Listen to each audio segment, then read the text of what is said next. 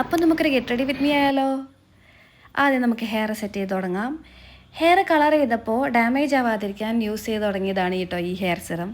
ഇപ്പോൾ ഇതൊരു റൊട്ടീനായിട്ട് മാറി. നിങ്ങൾ ആരെങ്കിലും നല്ലൊരു ഹെയർ സിറം യൂസ് ചെയ്യാൻ ആഗ്രഹിക്കുന്നുണ്ട് എങ്കിൽ യൂസ് ചെയ്യാൻ വേണ്ടി പറ്റിയ ഒരു ഹെയർ സിറമാണ് ഈ ഒരു ഹെയർ സിറം. ഇതിൻ്റെ സ്മെല്ല് അടിപൊളിയാണ്. ഹെയറിൻ്റെ പരിപാടി കഴിഞ്ഞ സ്ഥിതിക്ക് നമുക്കിനി ഫേസിലേക്ക് പോവാം. അപ്പോൾ ആദ്യമായിട്ട് ഫേസറാണ് യൂസ് ചെയ്യുന്നത്. ഫേസിൻ്റെ ഡാർക്ക് സ്പോട്ട്സ് ഒക്കെ പോകാൻ വേണ്ടിയിട്ട് യൂസ് ചെയ്ത് തുടങ്ങിയതാണ് കേട്ടോ നിയാസിമൈഡ് സിറം. ഞാൻ വേറൊരു ബ്രാൻഡിനെയാണ് യൂസ് ചെയ്തുകൊണ്ടിരുന്നത്. എനിക്ക് വലിയ വ്യത്യാസമൊന്നും ഉണ്ടായിരുന്നില്ല. അതുകൊണ്ട് ഞാൻ ഇപ്പോൾ ഒന്ന് മാറ്റിയതാണ് ഡേം ഡോക്കിലേക്ക്.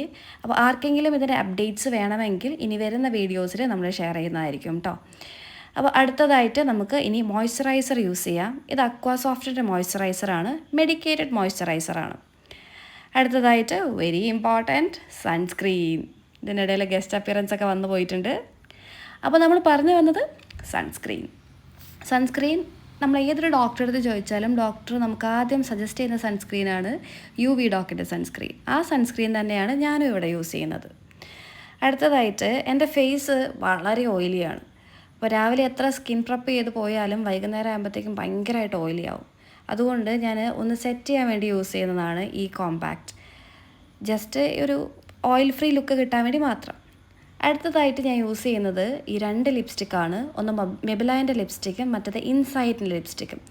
മെബിലൈൻ്റെ ലിപ്സ്റ്റിക്കിൻ്റെ ഷെയ്ഡ് അടിപൊളിയാണെങ്കിലും പക്ഷേ ലോങ് ലാസ്റ്റിംഗ് അല്ല. ഇൻസൈറ്റിൻ്റെ ലിപ്സ്റ്റിക്ക് ട്രാൻസ്ഫർ പ്രൂഫുമാണ്. അതുകൊണ്ട് ഇത് രണ്ടും കൂടെ മിക്സ് ചെയ്തിട്ടാണ് ഞാൻ നോർമലി യൂസ് ചെയ്യാറ്. നിങ്ങളുടെ കയ്യിൽ ഈ ഷെയ്ഡ് ഉണ്ടെങ്കിൽ ഒന്ന് ജസ്റ്റ് 2 ഷെയ്ഡും കൂടെ മിക്സ് ചെയ്ത് നോക്കിക്കോ. ലാസ്റ്റ് നമുക്കൊരു അടിപൊളി ഷെയ്ഡാണ് കിട്ടുക.